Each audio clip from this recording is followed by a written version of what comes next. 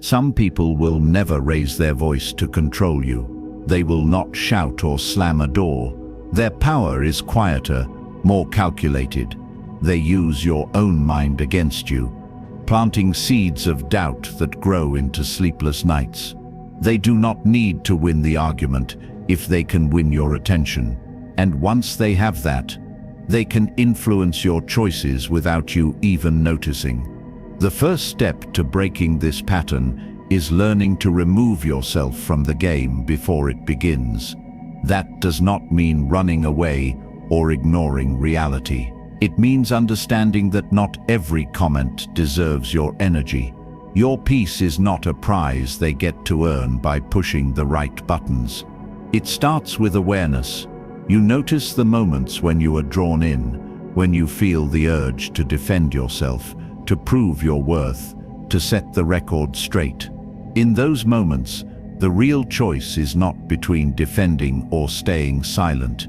The real choice is between giving away your emotional energy or keeping it for what truly matters. Silence is not weakness here. It is a form of strength, the kind of strength that refuses to hand over the steering wheel of your emotions. You do not need to answer every accusation. You do not need to correct every false statement. The less you respond to deliberate provocation, the less power it has over you. Think about how many times you have walked away from a conversation, feeling drained, replaying the same words in your mind. That is the cost of engagement. The more you participate, the more space you give the other person inside your mind. When you choose not to engage, you close the door to that intrusion. This does not mean becoming cold or detached from life. It means becoming strategic with where your attention goes. Some battles are meant to be fought. Others are designed only to drain you. Learning to tell the difference is one of the most powerful skills you can develop. Imagine someone saying to you that you have been distant lately. The instinct might be to explain yourself, to reassure them, to prove that you care. But if the statement was made to provoke, to put you on the defensive, then every word you speak feeds the dynamic they created. Instead, you let the statement sit. You give it no fuel. The conversation will either shift to a healthier place, or it will end. Either outcome works in your favor. There is a kind of power in stillness that many people overlook.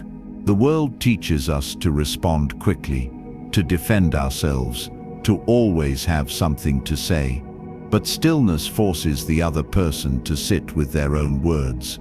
They are left with nothing to work with, no emotional hook to pull you in. The more you practice this, the more natural it becomes. At first, the silence feels heavy. You might feel guilty or worried that you seem uncaring. But over time, you realize that silence is not the absence of care. It is the presence of self-respect. You are not shutting down because you do not feel. You are holding steady because you refuse to be pulled off balance. Training yourself to respond this way is like building muscle. You will not master it in a single moment. You start small. You pause before answering. You breathe. You notice what the other person's comment is trying to create inside you. Is it seeking connection, or is it baiting you into chaos? If it is chaos, you choose not to participate. With each repetition, you get better. You begin to see patterns. The same people who once controlled the rhythm of your emotions start to lose their grip. They cannot provoke you the way they used to, and eventually, they may stop trying altogether because they no longer get the reaction they were after. This is where the shift begins. You are no longer reacting out of habit. You are responding with intention. Your silence becomes a mirror, reflecting their tactics back to them. They are forced to face the fact that they can no longer move you like they once did. And here is the truth. Many never learn peace is not given to you.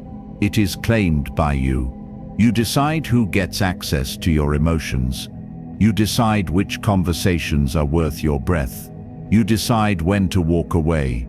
When you live this way, the changes ripple through every part of your life.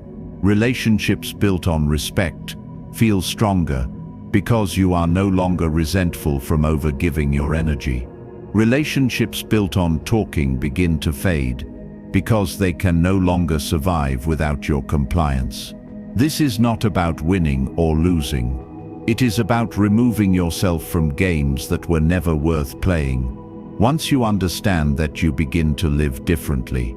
You become harder to provoke, harder to manipulate, and much harder to drain. That is the foundation we build from. In the chapters ahead, we go deeper. We move from silence as a defensive shield to a proactive choice. We learn to control who has access to your inner world, when they can reach you, and how you can move through life with the kind of calm that cannot be forced or faked. It begins here with this first step, choosing not to react to every provocation, not because you are weak, but because you are no longer willing to trade your peace for someone else's moment of control. Once you understand the power of not reacting, the next step is learning to create distance before a problem even begins.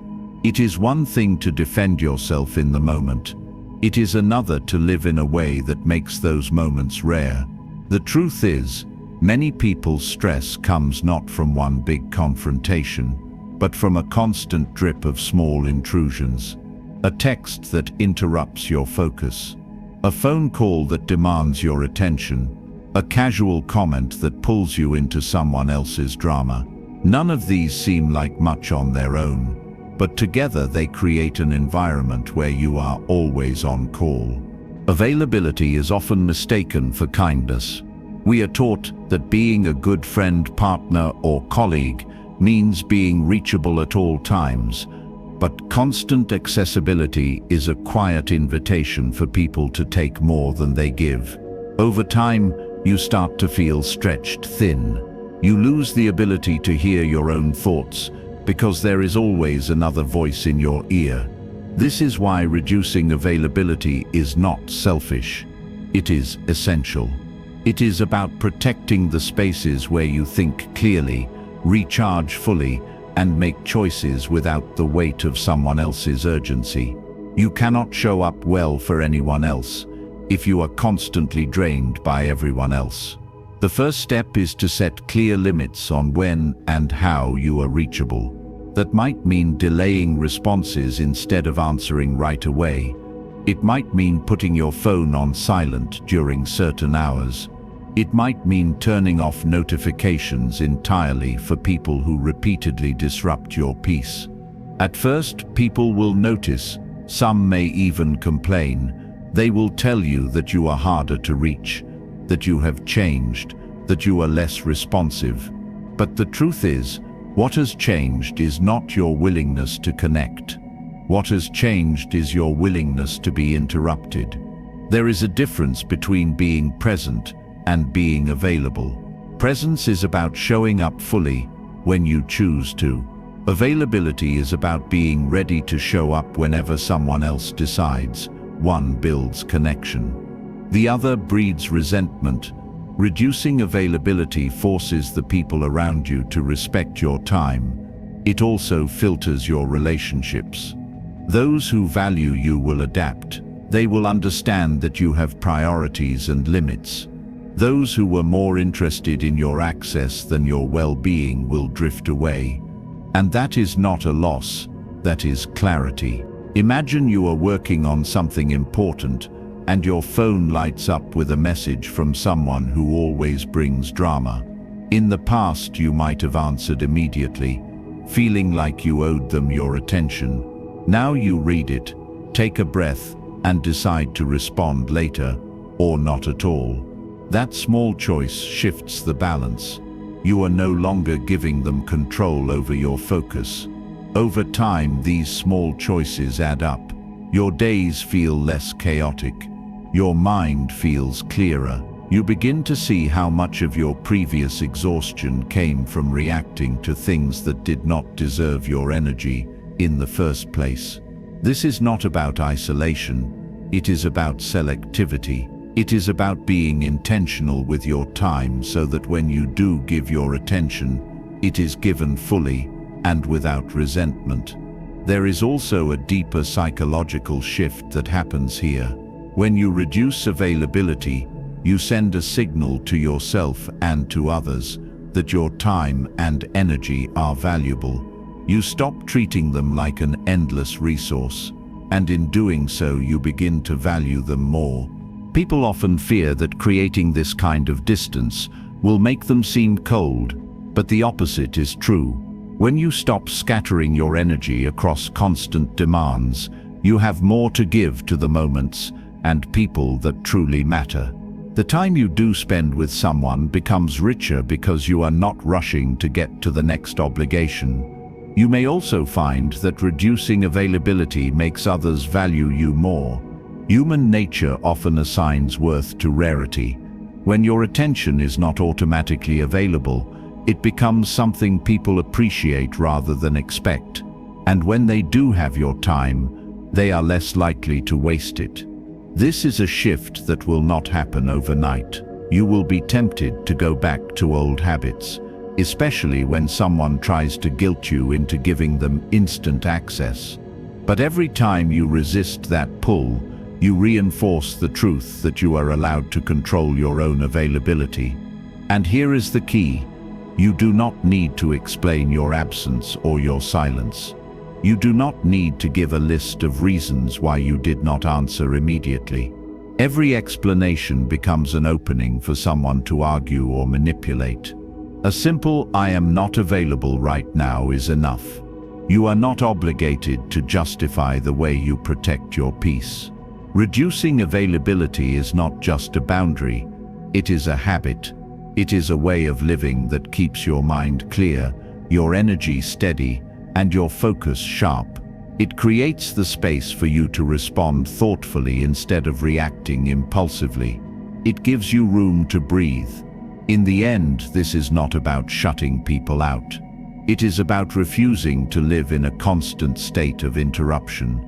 It is about building a life where your energy goes to the things and people that truly matter, not to every voice that demands to be heard. The less available you are to chaos, the more available you become to clarity. And that shift changes everything. By now you have begun to see the value of holding your ground and controlling your availability. But there is another layer to self-protection that most people overlook. It is not just about when you respond, but about how much of yourself you reveal. Information is power. The more someone knows about your fears, your desires, your past, the easier it becomes for them to influence you. This is why oversharing can be one of the most dangerous habits, especially with people whose intentions you have not tested. In the early stages of knowing someone, it is easy to feel a false sense of closeness. You might believe that openness will fast-track trust, that sharing your story will inspire them to do the same. But while vulnerability can build connection in the right hands, it can also hand the wrong person the tools they need to manipulate you. A casual question about your family, your struggles, your goals can seem harmless. But those answers can be stored and used later, turned into pressure points in moments of tension. The person who seemed friendly may suddenly use your words against you. They might frame your ambitions as selfish. They might bring up your insecurities at the exact moment they want you to back down. This is why controlled exposure is so powerful. It does not mean lying or pretending to be someone you are not. It means being deliberate about what you share, when you share it, and with whom. You decide what level of access someone earns based on how consistently they respect the information you have already given them. One simple way to practice this is to mirror the openness of the other person. If they share only surface-level details, you do the same. If they have proven to be trustworthy over time, you can offer more. This creates a natural filter. People who are genuinely invested in you will show it not just with words but with consistent action. Another way to protect yourself is to give ambiguous answers when the question feels too personal for the level of trust you have. If someone asks what you are working on, you can simply say you are focusing on personal goals without going into specifics. If they ask about a private matter, you can say you are not ready to discuss it. You owe no further explanation. At first, this restraint may feel uncomfortable. We are conditioned to believe that withholding information means we are being distant or untrustworthy. But in truth, it is an act of self-respect. You are not closing yourself off from connection. You are protecting the core of who you are until someone has proven they can hold it with care. Pay attention to how people handle the information you do share. Do they keep it private, or do they casually mention it to others? Do they use it to support you, or do they bring it up in ways that undermine you? These are signals. Someone who gossips to you will almost certainly gossip about you. It is also worth noting that controlled exposure is not about fear. It is not about assuming the worst in everyone. It is about having standards for access. Just as you would not give a stranger the keys to your home, you do not hand someone the keys to your inner life until they have earned that trust. The people who truly care for you will never rush your openness. They will meet you where you are. They will understand that trust is something built, not demanded. And the ones who push for more access than you are ready to give are often the ones who should have the least. With time, this way of living becomes natural. You stop feeling pressured to fill every silence with personal details. You no longer measure closeness by how much you have shared, but by how safe you feel in the presence of the other person. That shift frees you from the need to prove yourself through openness.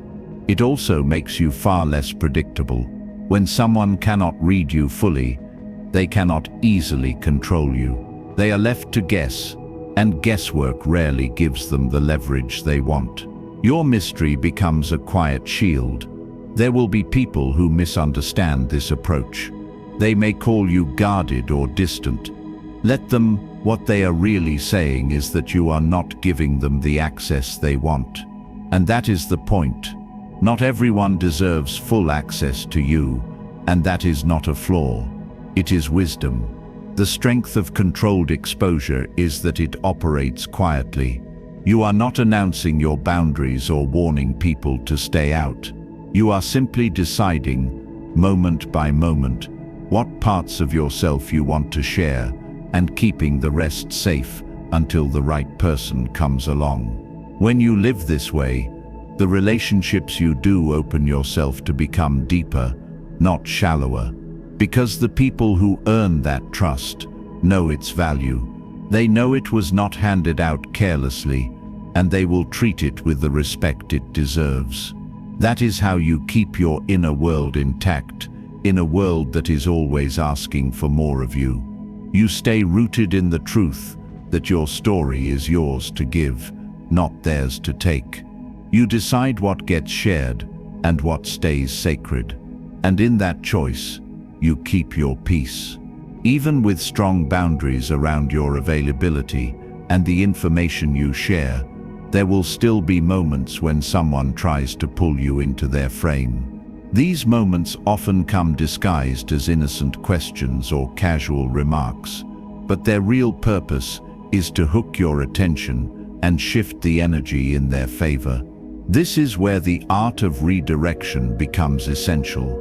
Redirection is not about denying reality or pretending something didn't happen. It is about refusing to engage on terms that cost you your peace. Instead of taking the bait and entering a defensive conversation, you calmly steer the moment toward a place you can stand in with confidence. Imagine someone saying you have changed, that you are not as available as you used to be. The instinct might be to explain, to reassure, to soften the blow. But redirection takes another path. Instead of defending yourself, you answer with a truth that closes the loop. I have grown, my priorities reflect that. The statement is clear, complete, and offers no emotional foothold for the other person to twist. The power of redirection lies in its ability to end a conversation without feeding it. If someone says you are too sensitive, you do not argue about your feelings. You simply state, "Respect is important to me. That is my standard." You have acknowledged your value without stepping into a debate about whether their words were a joke or an insult. At first, practicing redirection can feel unnatural. We are taught to explain ourselves, to clarify misunderstandings, to make sure the other person sees our point of view. But in situations where the goal is to provoke or control, explanation is a trap. Every extra word becomes an opening for someone to shift the conversation, reframe the facts, or pull you into their rhythm. This is why redirection must be deliberate. You pause before you respond. You ask yourself if the question or comment is coming from a place of genuine curiosity or from a desire to unsettle you. If it is the latter, you give a short, steady answer that aligns with your values and then move on. Some people will push back when you do this. They will try to reopen the conversation, to draw you back into familiar patterns. That is when your consistency matters most. You hold the line, you do not add explanations, and you do not change your answer to make them more comfortable. The less you give, the sooner the interaction ends. The beauty of redirection is that it can be used anywhere. In a tense family discussion, at work with friends, or even in public interactions with strangers. It is a portable skill, one you carry with you like armor. The more you use it, the less you find yourself caught in long, draining conversations that go nowhere. It also has a subtle psychological effect. When someone cannot easily throw you off balance, they start to see you differently. They may test you less often, realizing that you will not play the role they are used to. And over time, the people who truly value you will adjust to this new way of engaging. They will come to understand that you will not be drawn into pointless arguments or emotional games. Redirection is not avoidance. You are not running from conflict or refusing to have difficult conversations. You are simply choosing to have those conversations only when they are constructive, not when they are designed to control you. There is a difference between facing a problem and walking into a trap. Think about the last time you found yourself in a conversation that left you feeling frustrated or misunderstood. What if, instead of trying to fix the misunderstanding in the moment, you had simply stated your position and ended the exchange? How much time, energy, and peace of mind would you have saved? Over time, redirection becomes second nature. You hear the bait in someone's words before it lands. You feel the shift in your body when you are being pulled into a frame that is not yours. And instead of reacting, you choose your response like a craftsman selects the right tool. This skill also strengthens your sense of self. When you no longer rely on others to validate your feelings or understand your perspective, you stand more firmly in your own truth. You stop needing to win the conversation because you already know what is real for you. There is a quiet kind of confidence in that. You become the person who can stay calm under pressure, who does not rise to every challenge or accusation. Your energy is no longer scattered across every demand for explanation. It is conserved, focused, and used only where it matters. In a world where so many interactions are about pulling attention, redirection is your way of choosing where yours goes. It is the difference between being a piece in someone else's game and setting your own board. And once you learn to do that, the rules change in your favor. This is why mastering redirection is more than just a conversational tactic. It is a mindset shift. It is the decision to stop letting others define the terms of engagement. It is the choice to value your peace over your need to be understood. And it is one of the most powerful forms of emotional self-defense you will ever develop. Every pattern you allow in your life sends a message, not through your words but through your actions, your silences, and your choices. People are always learning from you, whether you intend it or not. And what they learn is simple. This is what you tolerate.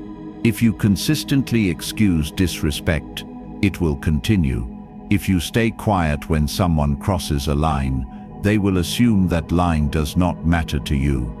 If you give endless chances to someone who repeatedly breaks trust, you have shown them that trust with you is easy to lose and just as easy to regain. This is not about blame, it is about awareness. Because every relationship you have, whether it is personal, professional, or casual, operates according to rules. Most of these rules are never spoken aloud. They are written in the patterns you create and enforce without realizing it. Think of it as an invisible rule book. If someone notices that you answer texts instantly, no matter how busy you are, they will assume you are always available. If they see you apologize first, even when you are not at fault, they will come to expect that you will smooth things over. If they observe you staying in conversations that leave you drained, they will learn that you can be kept in those conversations without consequence. The danger is that these rules can be written in ways that go against your own well-being. Without meaning to, you can teach people that your time is negotiable, your boundaries are flexible, and your patience is endless.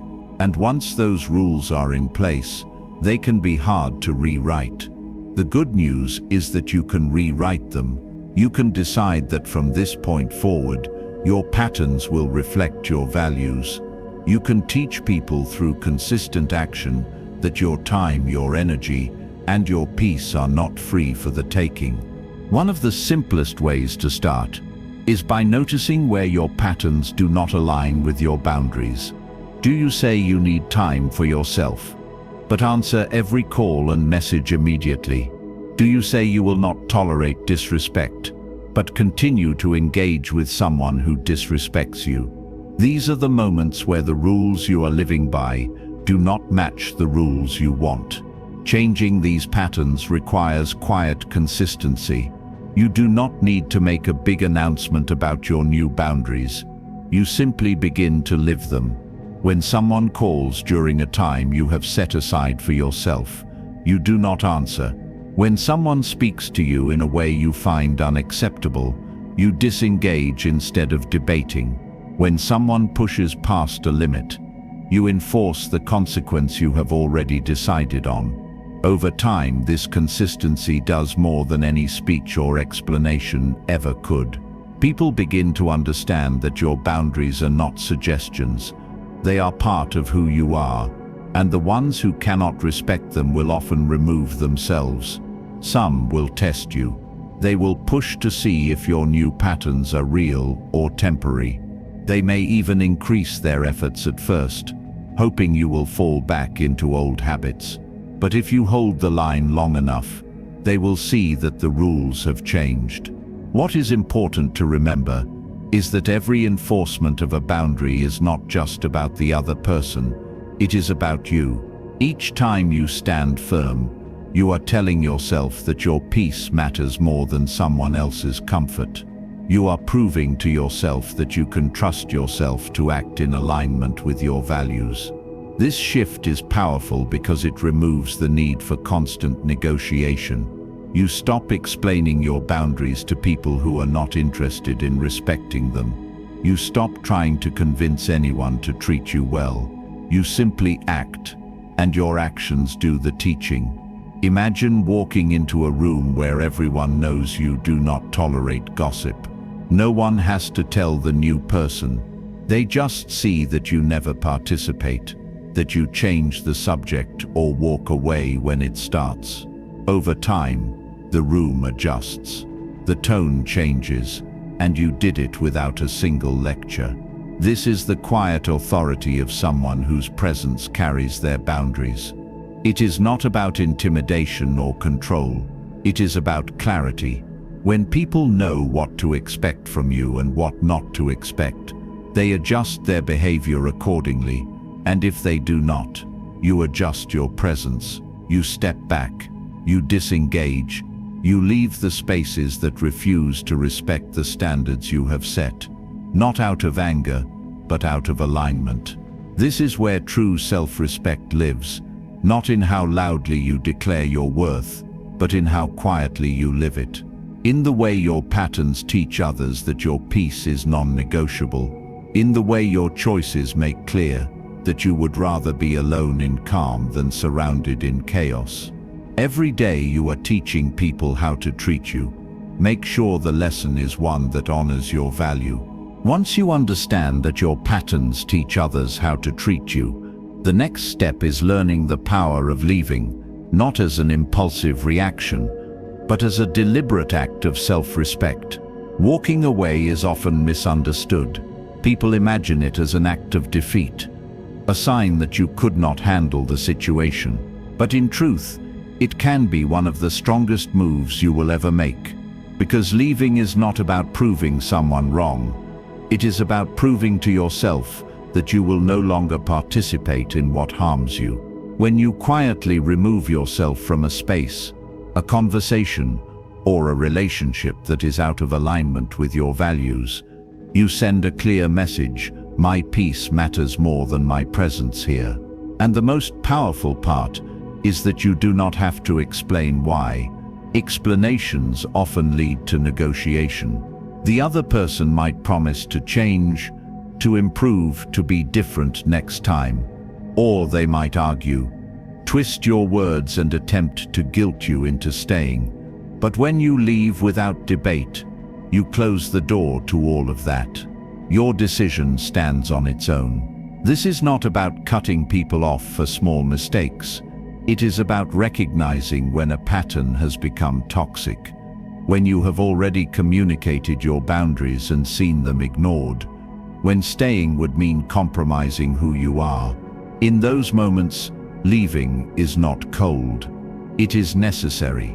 Think about a time when you stayed too long in a situation that was draining you. You may have told yourself that things would get better, that you just needed to be more patient or more understanding. But over time, the pattern stayed the same, and your energy kept slipping away.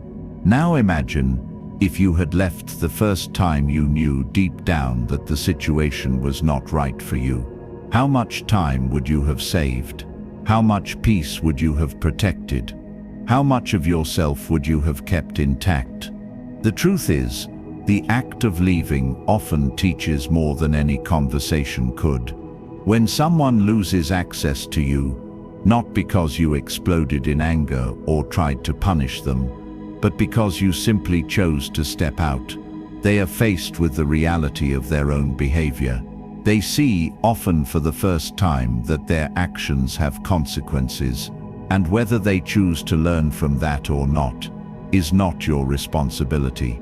Your responsibility is to yourself, to your well-being, your standards, your future. Walking away is not always dramatic. Sometimes it is as simple as ending a phone call when the conversation turns toxic. Sometimes it is quietly declining an invitation to a space where you know the energy will drain you. Sometimes it is slowly reducing contact until you no longer feel pulled into someone else's chaos. The key is to leave with calm, not chaos. You are not storming out. You are not slamming the door. You are simply stepping into a better space for yourself. And in doing so, you are reclaiming the time and energy that can now be spent on what truly matters. People will sometimes try to interpret your absence. They may say you have changed, that you think you are better than them, that you do not care anymore. Let them think what they will. Their interpretation is about them, not about you. When you make peace with the idea that you do not have to be understood to be at peace, leaving becomes much easier. You stop trying to control the story that others tell about you. You start living the story that feels true for you. And here is the paradox. Often, once you leave, you gain a clearer view of what you were really dealing with. Distance reveals patterns that were hard to see when you were in the middle of them. You notice the ways you were being pulled into dynamics that drained you. You see how much energy you were spending on trying to change something that was never going to change. Leaving is not the end of the lesson. It is the beginning of a new one. It is the point where you stop learning about them and start learning more about yourself. You see where you stayed too long, where you ignored your own instincts, where you gave away too much of yourself. And you use that knowledge to set stronger boundaries in the future. You also learn that not every relationship is meant to last forever. Some connections serve their purpose and then fade. And that is not a failure, it is part of growth. The people who are meant to stay will align with your values. The ones who cannot will naturally fall away. The sooner you accept this, the lighter you become. You stop gripping so tightly to things that are trying to slip away. You stop feeling the need to explain every exit. You stop measuring your worth by how long you can endure discomfort. Leaving is not about giving up. It is about moving toward spaces that honor your presence. Toward people who respect your boundaries, toward a version of yourself that no longer settles for what feels wrong. And when you get there, you realize something important. The strength it took to walk away was not just about that one moment. It was about all the moments you said yes to yourself after that. All the times you chose your peace over your fear of being alone. All the times you built a life that feels good from the inside, without needing anyone's permission. This is the quiet power of leaving. It does not need an audience. It does not need applause. It just needs your decision. And once you make it, you will never forget how freeing it feels to walk toward yourself. Once you learn the strength of leaving, another layer of self-mastery emerges. The ability to stay unpredictable, not in a way that creates confusion or chaos, but in a way that keeps your emotional responses out of anyone's control. Predictability can be dangerous in the wrong hands. If someone knows exactly how you will react to certain words, tones, or situations, they can use that knowledge to influence your behavior. They can push the same buttons and watch the same results unfold, again and again. The truth is, most people run on patterns. We respond to guilt in the same way we always have. We react to anger with the same defenses we have always used. We explain ourselves in the same phrases we have repeated for years. These habits are comfortable, but they also make us easy to read and easy to manipulate. Breaking that predictability starts with awareness. Pay attention to the moments where you feel pulled into a familiar cycle.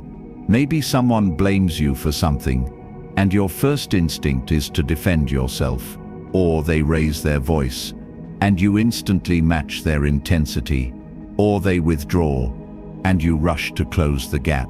Each of these is a reaction that someone could come to expect from you, and once they expect it, they can use it. The goal is not to become unfeeling, it is to become deliberate. When you notice the pattern, pause, count to 5. Breathe.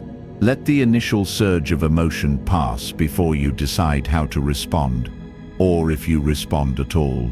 Sometimes the most powerful move is no move at all. Silence can be more disarming than any argument. A calm expression can speak louder than 100 explanations. Walking away can shift the entire dynamic without a single word. Other times, unpredictability means responding in a way that no one saw coming. If someone tries to provoke you into anger, you answer with curiosity. If they expect you to chase after them, you give them space instead. If they assume you will explain yourself, you offer a brief, closed statement and nothing more. This is not about playing games. It is about protecting your energy by refusing to let anyone else dictate your emotional state. When you stop giving predictable reactions, people have to confront the reality that they do not control you. For those who relied on your old patterns, this can be unsettling. They may try harder at first, raising the intensity of their behavior in the hope of triggering the response they want. But if you remain steady, if you keep holding your ground, they will begin to adjust. Some will respect your new composure. Others will leave because they can no longer get what they want from you. Either way, you are no longer living on their emotional terms. The benefits go beyond difficult relationships. In every area of life, unpredictability can be a form of strength. It keeps others from making assumptions about what you will accept. It prevents them from writing your script for you, and it frees you to choose the response that aligns with your values in that moment, instead of defaulting to old habits. This is why emotional composure is so often mistaken for coldness. In reality, it is warmth under control. It is a care that has learned how to protect itself. It is the ability to feel deeply without being driven by every feeling that passes through you. You will notice changes in yourself when you start practicing this. The same situations that once left you drained will begin to feel lighter. You will leave conversations without the need to replay them in your mind. You will see provocations for what they are, attempts to pull you into someone else's storm, and you will have the choice to stay outside of it. Becoming unpredictable does not happen overnight.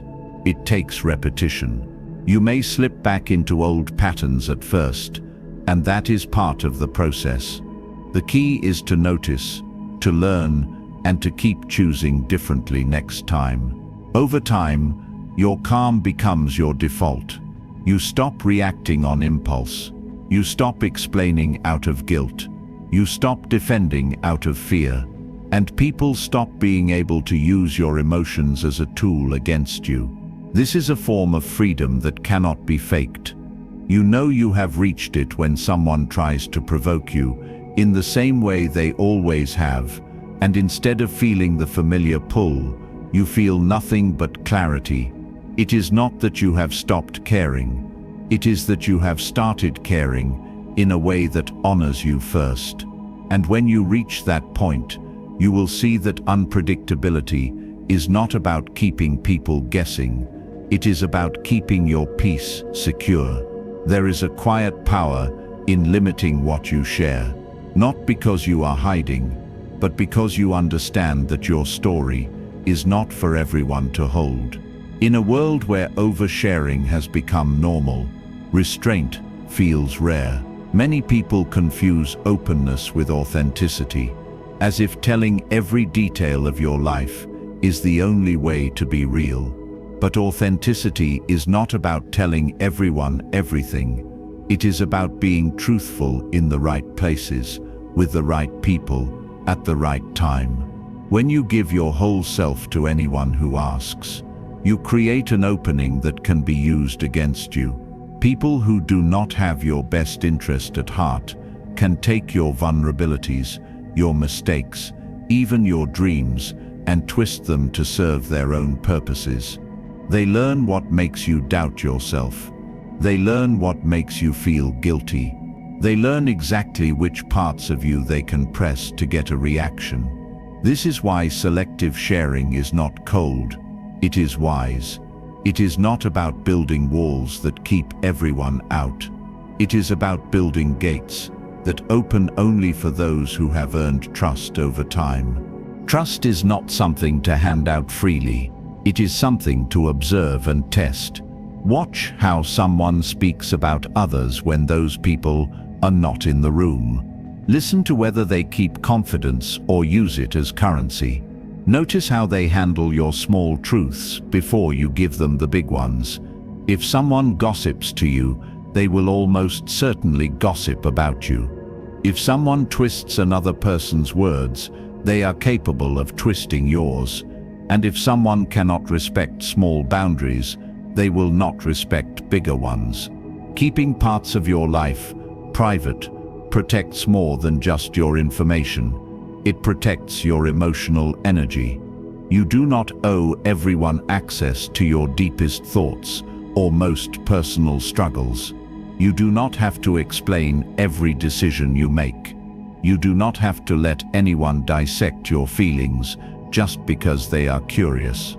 Some will call this guardedness, but guardedness is not a flaw when the alternative is allowing unsafe people to have free access to you. There is also a deeper benefit.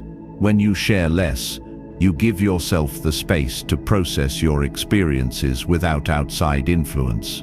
You are not shaping your feelings based on someone else's reactions. You are not letting their opinions cloud your clarity. This does not mean shutting yourself off from connection. It means being intentional about it. You can still be warm, kind, and open-hearted while also being discerning. You can listen fully without revealing more than you feel comfortable sharing. You can connect through presence and understanding, not just through disclosure. A good practice is to match the level of openness you receive. If someone is surface level with you, it may not be the time to share your deepest truths. If someone is consistent in their honesty and respect over time, you can choose to let them in further. It is also worth remembering that mystery is not manipulation. It is self-respect. When every detail of your life is public, people stop valuing the privilege of knowing you. But when you share intentionally, the moments you do open up carry more weight. This approach also strengthens your boundaries, because once you decide that certain parts of yourself are not for public consumption, you stop feeling guilty for keeping them private. You stop explaining why you are not answering certain questions. You stop apologizing for protecting what matters most to you. In the same way that you would not hand the keys to your home to a stranger, you should not hand the keys to your inner world to someone who has not proven they can be trusted with them. The more you practice this, the more you notice a shift in your relationships. People who value you will respect your privacy.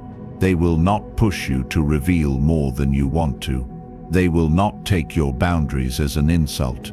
Those who do take offense at your privacy are often the ones who wanted access for reasons that had nothing to do with your well-being.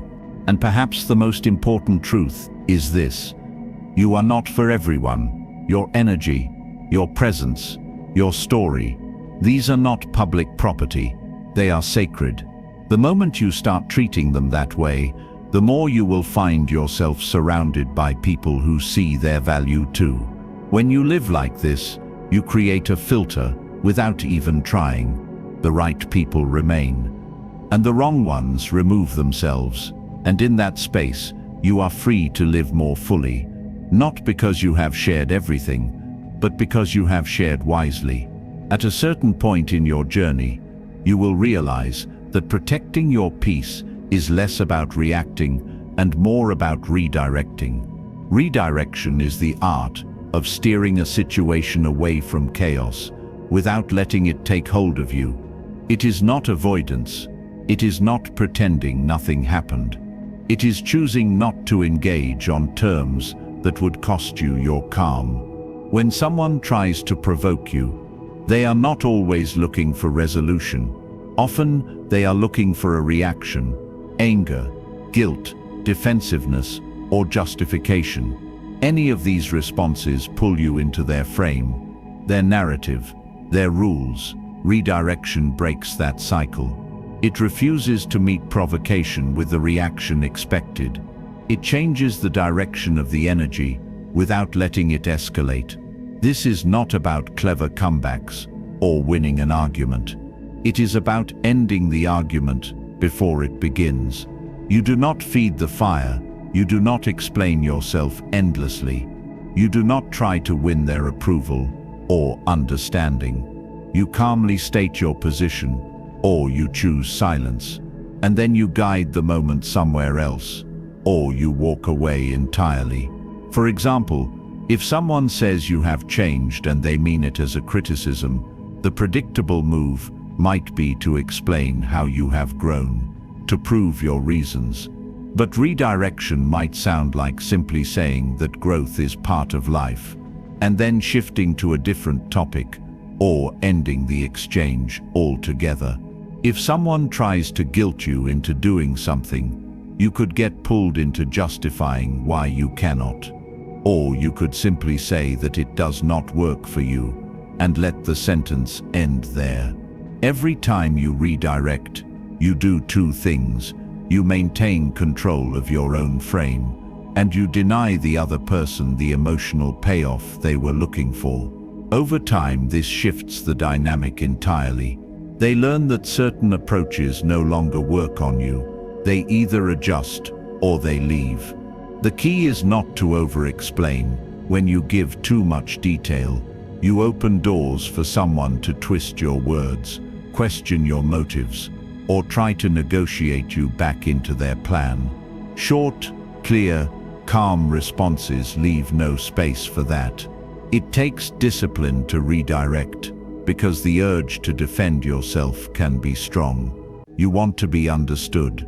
You want to clear up misconceptions, but you have to decide whether your peace is worth more than being fully understood by someone who may never see you clearly anyway.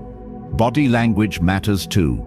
You can say the calmest words, but if your voice shakes or your posture shows tension, it sends a mixed signal. Redirection is most powerful when your tone is steady, your breathing is slow, and your presence communicates that you are not in the game they are trying to play. It is worth practicing this in low-stakes situations first. Notice how you can shift a conversation without letting it turn into conflict. Notice how you can let someone's comment pass without answering it directly. Notice how often the heat of a moment fades when you do not fuel it. Redirection also helps you conserve energy. Arguments and emotional debates can take hours of your day, and sometimes days of your mental space afterward. Redirecting keeps those hours for yourself. There is a reason seasoned negotiators, therapists, and leaders use this skill. It works in any human interaction. It creates space between stimulus and response. And in that space, you get to choose the direction. Some people will try to follow you into the new direction, still hoping for the reaction they wanted. If that happens, you simply redirect again, or remove yourself entirely. You are not responsible for their insistence. You are responsible for your own state. The beauty of this approach is that it is not aggressive. You are not meeting force with force. You are meeting it with stillness and control. And that, more often than not, is harder for someone to fight against. When you commit to redirection, you will notice a shift in your relationships. The ones built on mutual respect will thrive because they were never about control in the first place. The ones built on manipulation will fade because without your reaction, there is nothing left to sustain them. And perhaps the greatest shift will be in yourself. You will start to see how many situations do not require your full emotional investment. You will realize how much peace you gain when you stop trying to win battles that are not worth fighting. You will discover the freedom of knowing that you can face any attempt at provocation and choose not to hand over your calm. That is the essence of redirection. It is self-leadership in action. You guide the energy, or you step out of it entirely. Either way, you keep yourself anchored, and that anchor will carry you straight into the life you are building, one boundary at a time. Every boundary you have built so far has been leading to this truth. You do not get what you deserve in life. You get what you tolerate. People watch how you respond far more than they listen to what you say. If you accept disrespect and keep showing up, you teach them that respect is optional. If you allow manipulation to slide without consequence, you teach them that manipulation works. If you explain your boundaries but abandon them under pressure, you teach them that your words are negotiable. The hard truth is that your presence is a lesson. Every interaction tells people how to treat you. And if your actions and your standards do not align, they will always follow your actions. This is why some of the most powerful boundaries are not spoken. They are lived. You carry them in how you walk into a room, in the calm that surrounds you, in the way you leave situations that no longer align with your peace. You do not need to announce that you value your time. People can feel it when you do not allow it to be wasted. You do not need to declare that your peace is sacred. They can sense it when you do not engage with chaos. The shift happens when your boundaries stop being things you say and start being things you embody. The moment you consistently choose yourself over pleasing others, the entire tone of your relationships changes. The people who respect you will lean in. The ones who only thrived on your compliance will drift away. Some will call you distant. Others will say you have changed. Both are true. You are distant from the drama you once allowed into your life, and you have changed into someone who refuses to trade self-respect for connection. This does not mean you stop caring about people. It means you stop caring at the expense of yourself. You give without emptying. You love without losing your center. You show up without shrinking down. And yes, some people will test you even after they see your new standards. They will try to guilt you, to provoke you, to remind you of who you used to be. This is where the final boundary comes in. You do not reopen closed doors. Once you have recognized a pattern that costs you peace, you do not go back to it out of nostalgia or comfort. You do not re-enter spaces that once taught you to doubt your worth. You do not allow those who broke your trust to prove they can break it again. The decision to close a door is not punishment, it is protection. It is the understanding that your energy is too valuable to be spent on rebuilding what was never stable to begin with. When you hold to that decision, something shifts inside you. You stop fearing disconnection. You realize that distance from the wrong people creates space for the right ones. You see that solitude is not a sign of failure, it is a sign of alignment. And from this place of alignment, you begin to live differently. Your time feels fuller because it is no longer drained by unnecessary conflict. Your mind feels clearer because it is no longer cluttered with endless overthinking. Your relationships feel lighter because they are built on mutual respect, not silent resentment. This is the life that strong boundaries create, not a life without challenges, but a life where challenges do not break you. Not a life without difficult people, but a life where difficult people do not control you. It is also the life that demands consistency. Boundaries are not a one-time act. They are a daily choice. You enforce them in the small moments as much as the big ones. You uphold them even when it is inconvenient. You protect them even when it means losing someone you thought you needed. Because, in the end, every time you choose your peace, you teach yourself that you are worth protecting. Every time you choose self-respect, you strengthen the version of you who refuses to settle. And every time you choose calm over chaos, you shape a future where you are in command of your own energy. You will notice that the longer you live like this, the quieter life becomes. Not boring. Quiet. Not lonely. Quiet. The kind of quiet that feels like breathing deeply after years of holding your breath.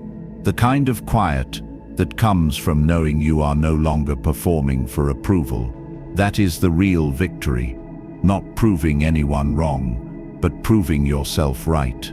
Not winning every argument, but no longer needing to argue. Not keeping everyone in your life, but keeping the right ones. If you take anything from this journey, let it be this: boundaries are not walls to keep the world out. They are bridges to the version of yourself that is whole, steady, and unshakable. You do not have to announce your worth. You live it. You do not have to demand respect. You command it by refusing to live without it. You do not have to fight for peace. You create it, moment by moment, choice by choice. And in the end, that is the most powerful thing anyone can do. Because when you stop tolerating what drains you, you start attracting what builds you. So step into the life that is waiting on the other side of your boundaries.